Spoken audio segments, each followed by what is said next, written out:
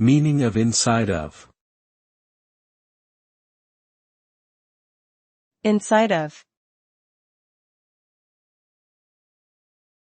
Inside of. Inside of.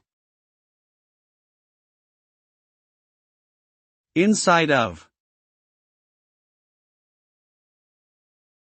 The phrase inside of is used to describe the position or location of something that is situated within the boundaries or confines of a specific area or object. It typically implies a sense of containment or enclosure, as if the object in question is surrounded by some sort of barrier.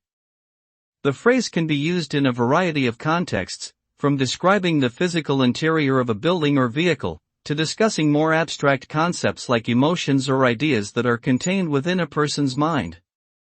Overall, inside of is a useful expression for highlighting the presence of something within a defined space or structure.